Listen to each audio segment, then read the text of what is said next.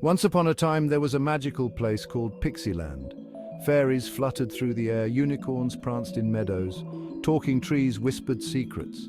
But one day, a dark cloud appeared in the sky. It grew bigger and soon covered all of Pixieland. The fairies lost their sparkle. The unicorn's horns stopped glowing. Even the trees fell silent. The king and queen of Pixieland were worried. They called a meeting of all the wisest creatures. Guardian of the enchanted crystal, as wise owl, "There's only one thing that can save us, the enchanted crystal." Everyone gasped. The enchanted crystal was very powerful, but hidden deep in a magical forest. The king looked around the room. Guardian of the enchanted crystal as king, who will go on this quest? The room was quiet. Then 3 young friends stepped forward. Their names were Ella, Milo, and Luna. Ella, Milo, and Luna together. "We'll go." The king smiled, knowing these 3 were brave and kind. Ella was a fairy with bright pink wings. She loved to fly and do tricks in the air. Ella had a special talent. She could talk to animals. Ella, "Hi there, need any help?" Milo was a young elf with pointy ears and freckles. He was very smart and loved to solve puzzles. Milo always carried a backpack full of useful gadgets. "Milo, I've got just the thing for that!" Luna was a water sprite with blue skin and flowing hair. She could breathe underwater and swim faster than a fish. "Luna, don't worry, we'll find our way." Together, Ella, Milo, and Luna made a great team. They packed their bags and said goodbye to their families. It was time to start their big adventure.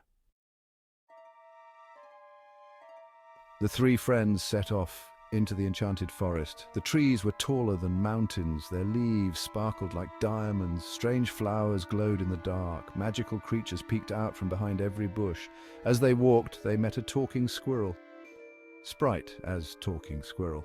Oh dear, I've lost my golden acorn." Ella spoke to the squirrel in his own language. She learned that the acorn was magical and kept the forest healthy. "Milo, let's build a special acorn finding machine." He built a special acorn finding machine from twigs and leaves. It beeped and booped, leading them to a hollow log. Inside, they found the golden acorn. The squirrel was so happy. "Sprite," as talking squirrel, "this will help you on your journey." The friends continued on their way, crossing a river of rainbow water and climbing hills made of marshmallow fluff. They even rode on the back of a friendly dragon. But they knew they had to keep going. The enchanted crystal was waiting for them.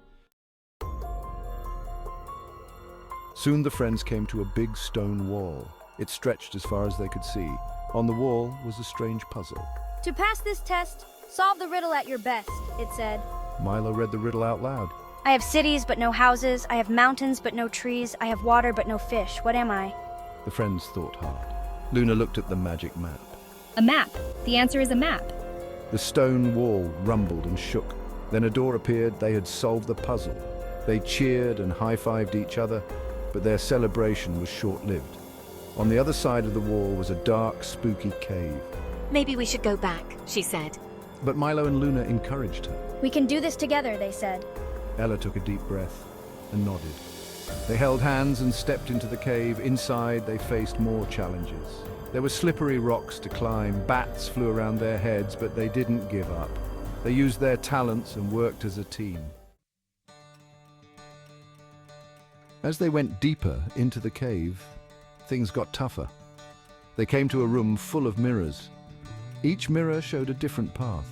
"Which way should we go?" asked Luna. They were confused and a little scared, but then Milo noticed something. "Look, each mirror shows one of us alone, but we're stronger together." They joined hands and walked through the middle mirror. Suddenly they were in a beautiful garden. Flowers of every color bloomed around them, but something was wrong. The flowers were wilting. A sad fairy appeared. "Our garden is dying," she said. "Can you help us?" The friends knew they had to try. Ella used her animal-speaking skills to ask the bees what was wrong. Luna used her water powers to make a gentle rain. Milo built a clever watering system from bamboo shoots. Together, they brought the garden back to life. The fairy was overjoyed. At last, they reached the crystal cave. It sparkled like 1,000 stars. In the center stood a giant crystal, but guarding the crystal was a huge, scaly dragon. "Who dares enter my lair?" it bellowed. The friends were scared, but they stood their ground. "We've come for the enchanted crystal," she said bravely. "Pixieland needs it." The dragon laughed. Many have tried to take the crystal, it said. All have failed. Are you worthy? The dragon gave them one final test. Ella had to fly through a maze of fire.